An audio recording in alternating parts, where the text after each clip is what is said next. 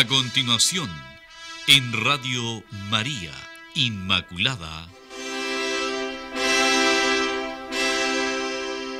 Los Papas. Espacio de formación cristiana para conocer mejor a los pontífices de la Iglesia Católica. Programa a cargo del presbítero Cecilio de Miguel Medina.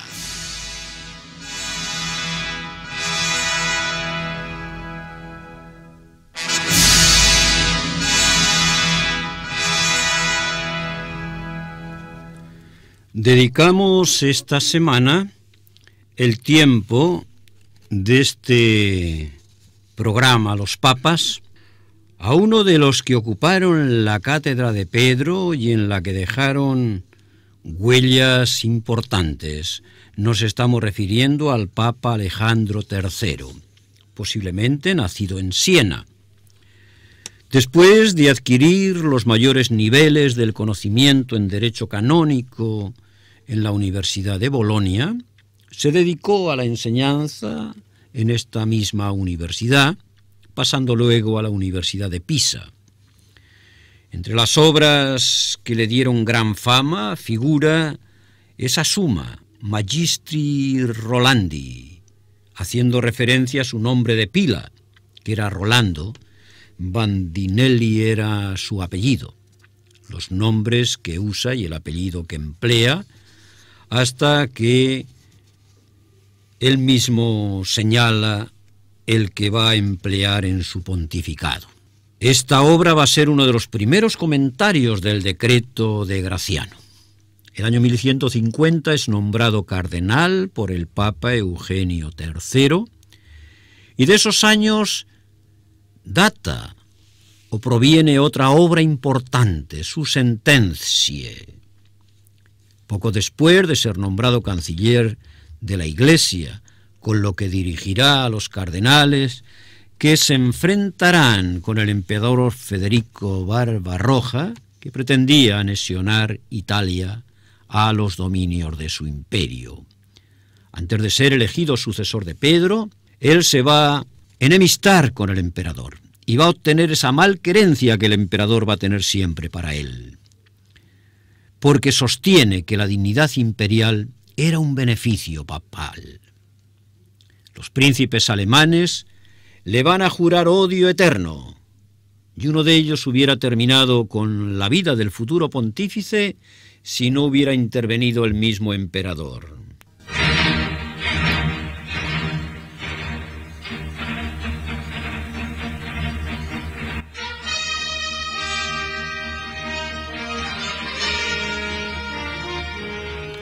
En 1159 es elegido para suceder al Papa Adriano IV y recibido por los reyes de Francia, Inglaterra, España, Sicilia y Portugal. Pero un pequeño grupo de cardenales pro-emperador germánico, 3 de los 22, eligieron al primer antipapa con quien tuvo que enfrentarse el pontífice. En un sínodo de Pavía es reconocido el antipapa, y Alejandro III tiene que esconderse en la corte de Francia y permanecer alejado de Roma varios años. Es sorprendente poder afirmar que ese destierro del pontífice contribuyó mucho a acrecentar el prestigio del papado. Es evidente que dos personalidades de caracteres distintos, pontífice y emperador, iban a luchar por detentar el dominio del mundo. El monarca germano empleó como medio de violencia la existencia de antipapas, que contaron siempre con el respaldo de un pequeño grupo de cardenales. Fueron varios los países que ofrecieron al pontífice asilo cuando tenía que alejarse de Roma, y gracias a ese apoyo se formaría una liga lombarda que derrotaría al emperador, terminando reconociendo a Alejandro III como papa legítimo, devolviéndole los territorios usurpados y obteniendo la solución de la excomunión papal que pesaba sobre el emperador.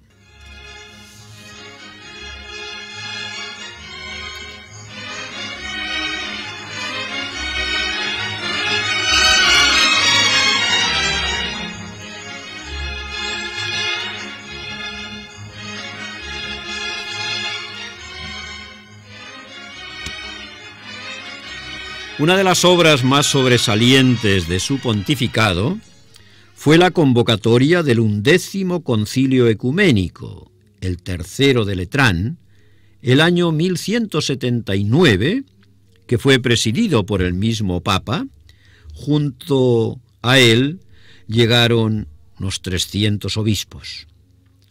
En esta asamblea consiguió el Papa que se aprobaran algunas propuestas, como la de exigirse los 2/3 de los votantes en la elección papal.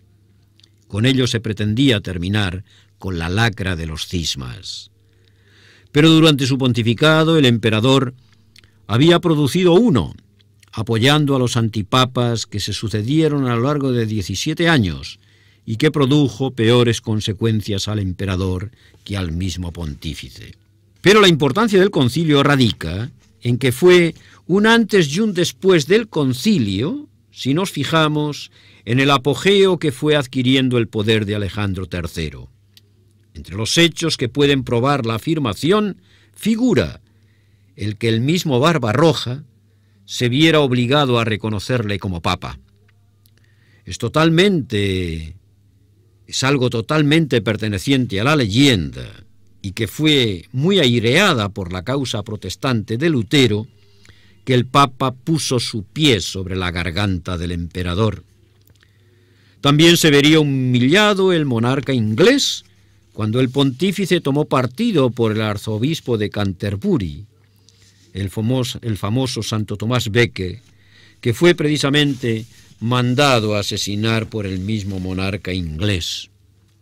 En sus relaciones con los monarcas hay que destacar también el que fuera aceptada su propuesta sobre el derecho a la corona de Portugal que poseía Alfonso I el Batallador.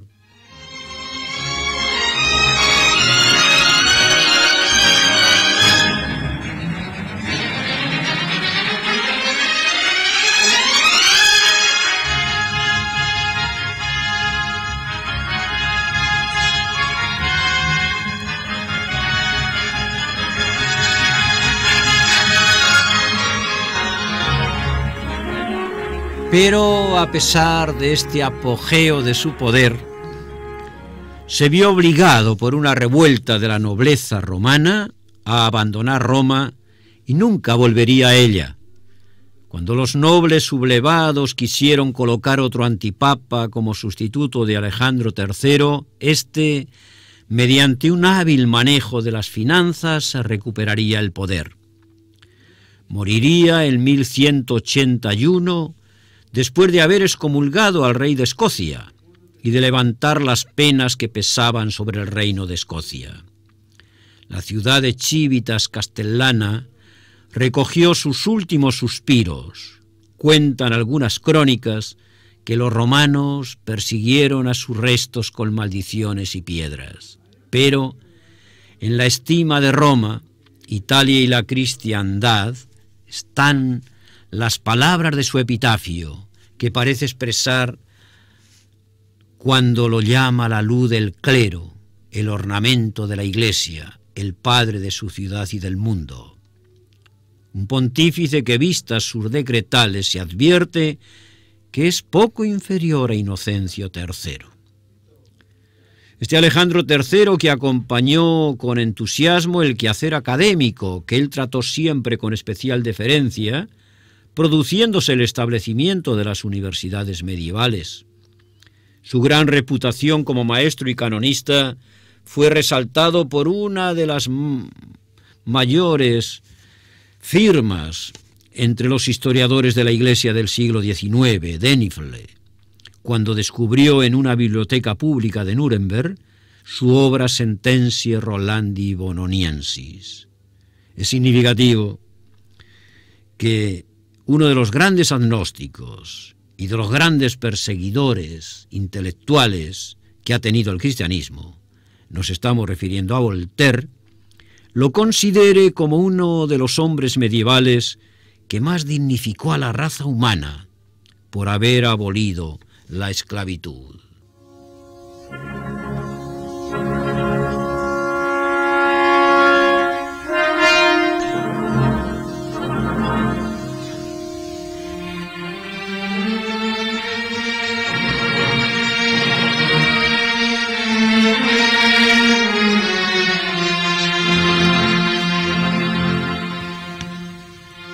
Alejandro III concedió y confirmó, discúlpenme esta referencia por mi condición de español, concedió y confirmó el privilegio del año jubilar de Santiago de Compostela, de tal forma que si el 25 de julio, fiesta del apóstol Santiago, cae en domingo, se pudiera ganar en la iglesia de Compostela las mismas indulgencias que se ganan en Roma los años jubilares, que suelen coincidir cada 25 años.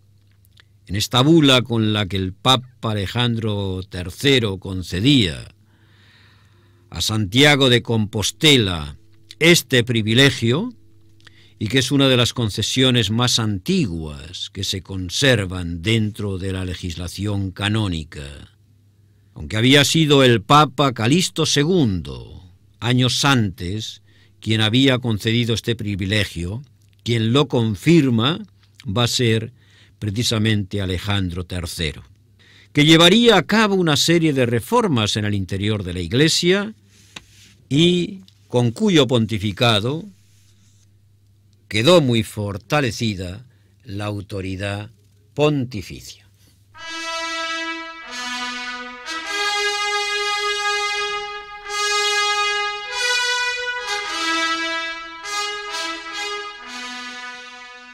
Hemos escuchado Los Papas.